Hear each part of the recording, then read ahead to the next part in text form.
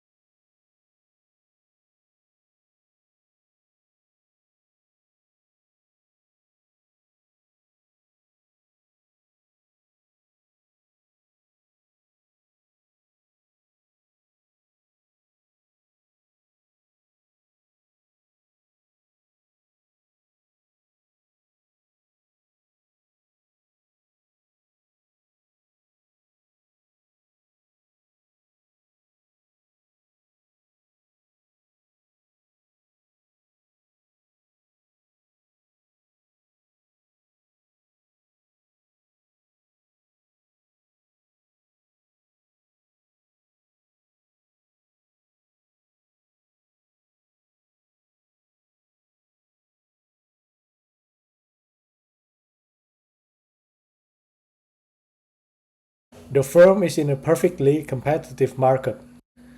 It's producing where marginal revenue equals marginal cost. Total revenue covers all variable costs, but not all fixed costs. In the short run, a firm should continue operating if it can cover its variable costs, even if it can't cover all fixed costs. Shutting down would mean the firm still has to pay its fixed costs, but gets no revenue.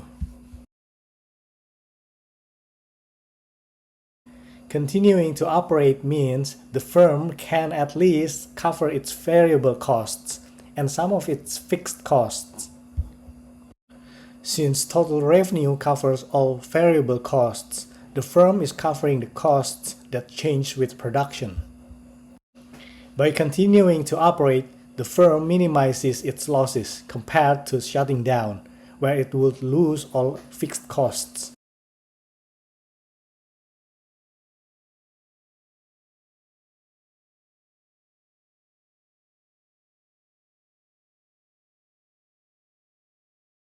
In a perfectly competitive market, firms are price takers. They accept the market price as given. In the long run, firms can enter or exit the market, which affects the supply and consequently the market price. In the long run, firms in a perfectly competitive market will earn zero economic profit. This happens because if firms are making positive economic profits, new firms will enter, increasing supply and driving down the price. If firms are making losses, some will exit, decreasing supply and driving up the price. Zero economic profit means that the firm's total revenue equals its total costs, including both explicit and implicit costs. For a firm to earn zero economic profit in the long run, the market price must be equal to the minimum point of the firm's average total cost, or ATC. This is because ATC includes all costs, fixed and variable, and reflects the cost per unit of output. If the price is above ATC, the firm earns a profit. If the price is below ATC, the firm incurs a loss. Only at the minimum point of ATC does the firm earn zero economic profit.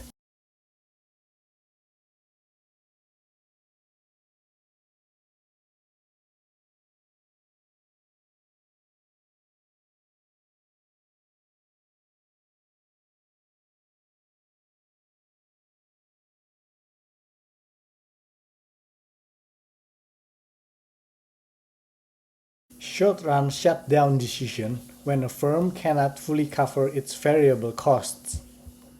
Shutdown rule: operate if total revenue is greater than or equal to total variable costs, and shut down if total revenue is lesser than total variable costs. Total revenue here is $80,000. Total variable costs $85,000. Total revenue is lesser than total variable costs. The decision is shut down. Operating loses money on each unit produced. Shutting down limits loss to only fixed cost, $25,000, instead of a larger loss from operating, $30,000. Long-run break-even requirement is a minimum revenue needed to stay in business when all costs must be covered. All costs mean total cost from fixed costs plus variable costs. Remember the long-run rule. Firm stays only if total revenue is greater than or equal to total cost. Here, fixed costs is $3 million. Variable costs $6 million. Total costs is $9 million. Minimum revenue needed is $9 million. In the long run, all costs are avoidable. No sunk costs. If revenue is lesser than $9 million, the firm earns negative economic profit and will exit the market.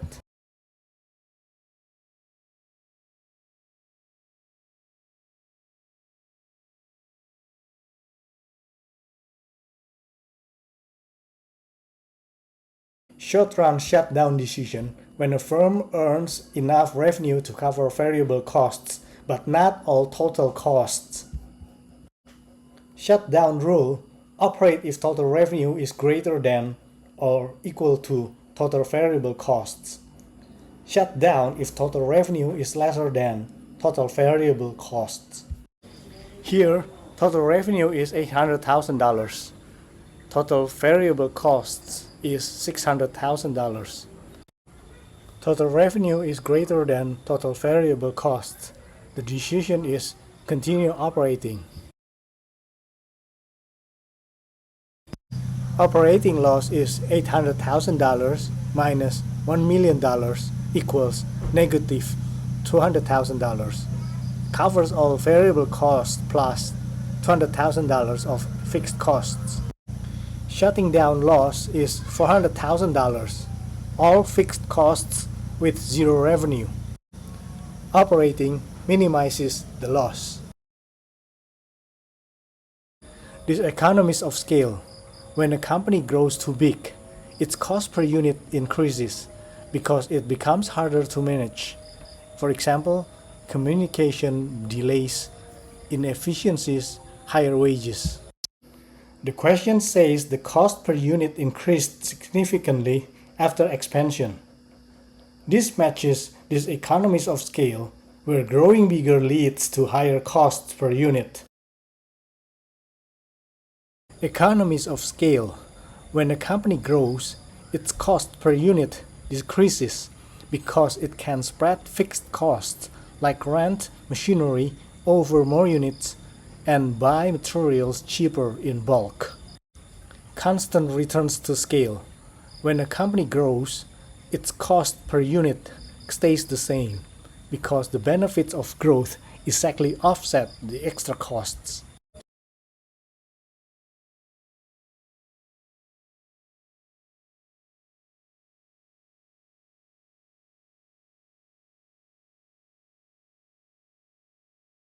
Economies of scale, when producing more, leads to a lower average cost per unit. For example, bulk discounts, spreading fixed costs over more units. Constant returns to scale, when producing more, leaves the average cost per unit unchanged. Diseconomies of scale, when producing more, leads a higher average cost per unit. For example, inefficiencies, management challenges. The question says the LRAC, or long run average total cost, is falling as output increases. This matches economies of scale, where growing bigger reduces costs per unit. This is about changes over time. A long run, when the company can adjust all inputs. For example, build new factories, hire more workers. Short-run costs behave differently. If costs per unit go down as output rises, it's economies of scale. If they go up, it's diseconomies. If they stay the same, it's constant returns. Diseconomies of scale come from inefficiencies at large size, management or coordination problems, communication breakdowns, bureaucratic delays, duplicated functions. Economies of scale, the opposite, come from efficiencies, worker specialization. This is option A. Bulk purchasing discounts. This is option C. Here, option B describes coordination or communication failures. Classic diseconomies.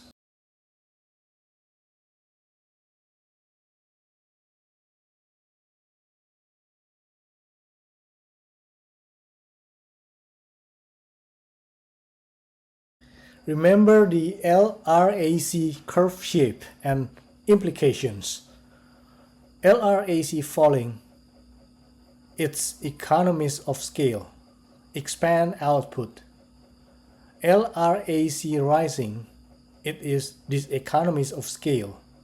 This is the firm's situation.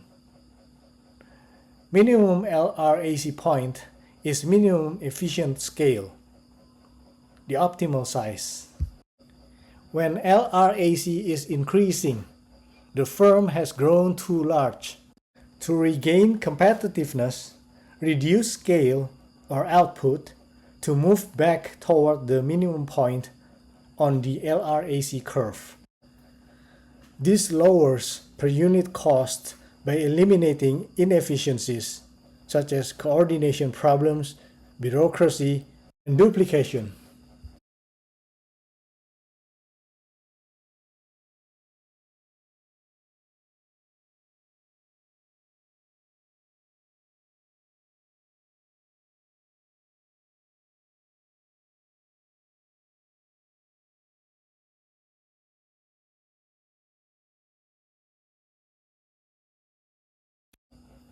Profit equals price per unit times quantity minus total cost.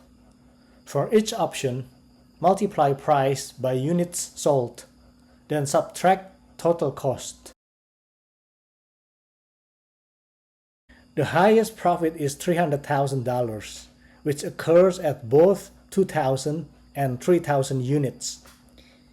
If profits are equal at two levels, the company might choose the higher output to gain market share or spread fixed costs further.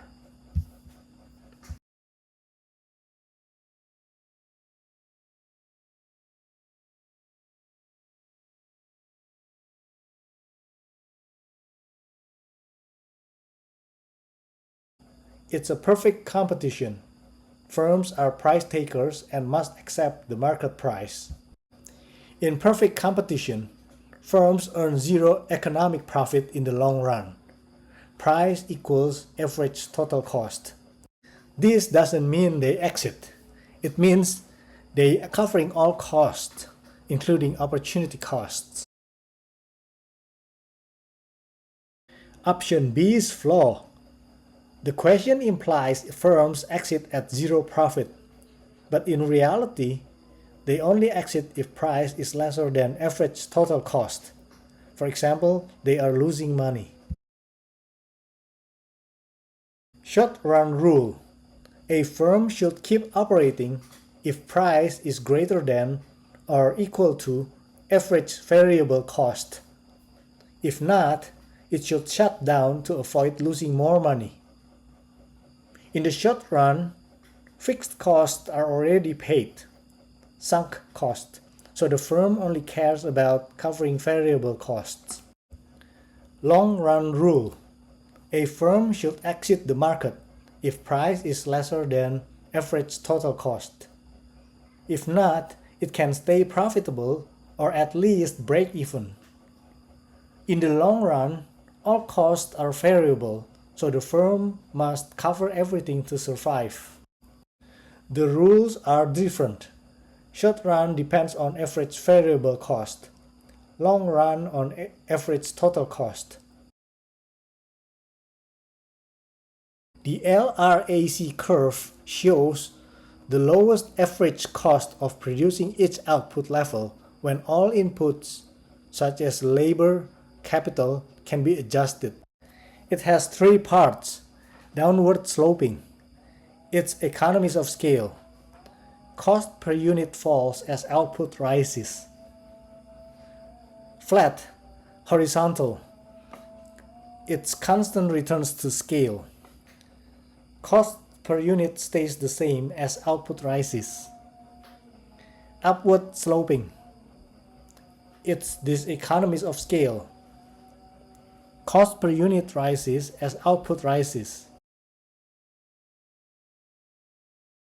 Option A.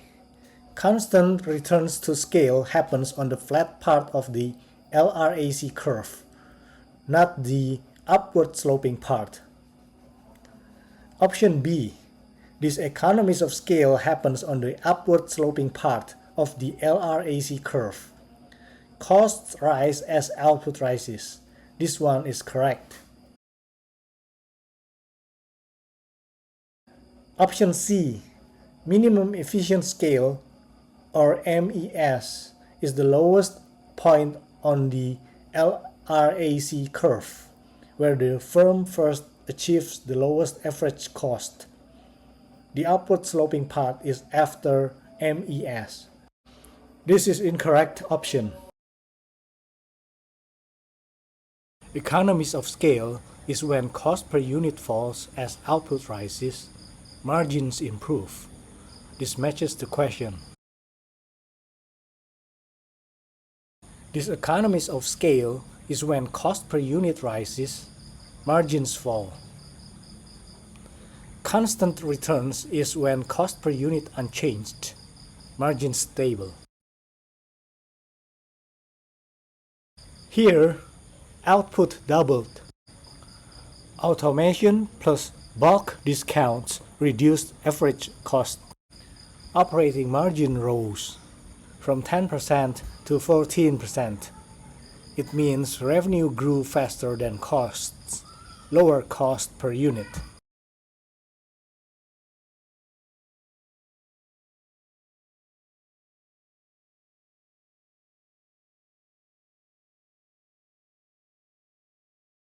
A firm is productively efficient when it produces at the lowest point of its average total cost curve.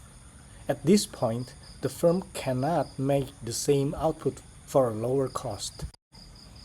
In the long run, firms in the perfect competition produce where price equals marginal cost equals minimum LRATC. This ensures productive efficiency because firms are forced to produce at the lowest cost to survive competition. In the short run, firms might not be at minimum ATC. For example, if they are not producing enough to reach the lowest point. Option A, SRMC curve, short run marginal cost curve. The SRMC curve shows the cost of producing one more unit in the short run. But productive efficiency is about the lowest average cost, not just marginal cost. Option B, LRATC, long run average total cost curve. The LRATC curve shows the lowest average cost achievable over time. But productive efficiency is about the lowest average cost, not just marginal cost. Option B, LRATC, long run average total cost curve. The LRATC curve shows the lowest average cost achievable over time. Productive efficiency happens at its minimum point. This one is correct. Option C, SRAFC, short run average fixed cost curve. SRAFC shows fixed costs per unit, such as rent, salaries. It always declines as output rises, but has nothing to do with productive efficiency.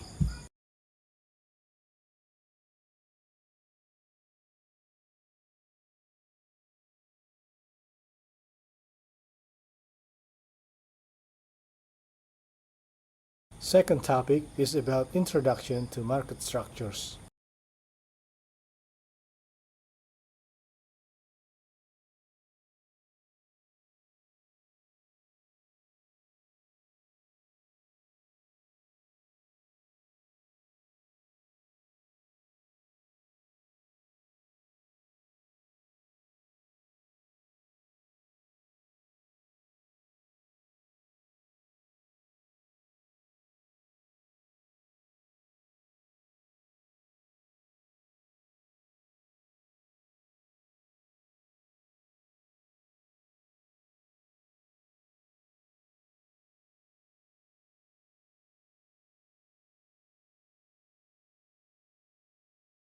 In a perfect competition, there are no barriers to entry or exit.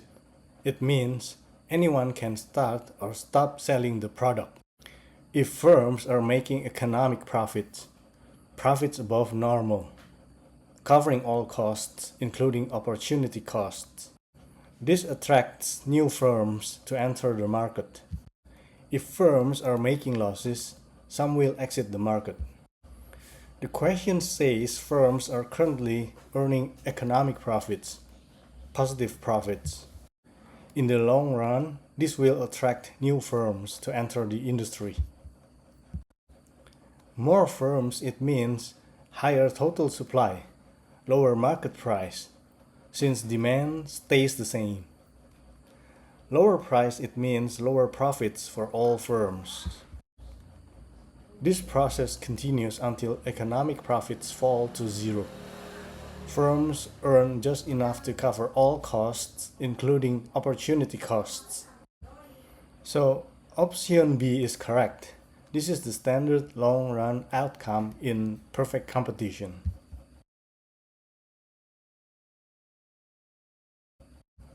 Option A says firms will continue to earn the same level of economic profit. It's incorrect. In perfect competition, economic profits attract entry, which drives profits down. Option C, existing firms will exit, allowing the remaining firms to earn even higher profits. This is incorrect. Firms exit only if they're making losses, not profits.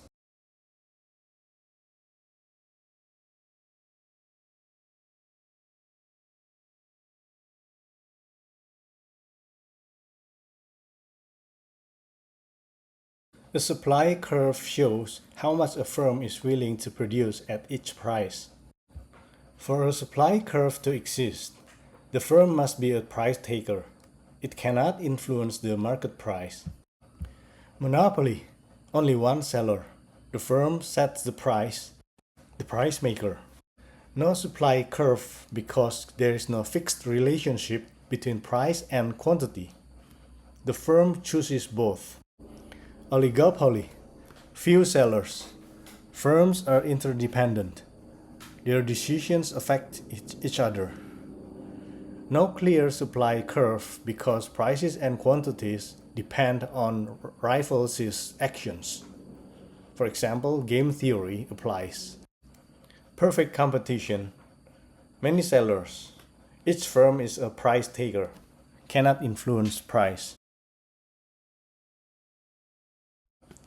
The firm's supply curve is its MC curve above AVC because if price is greater than AVC, the firm produces where P equals MC, profit maximizing rule.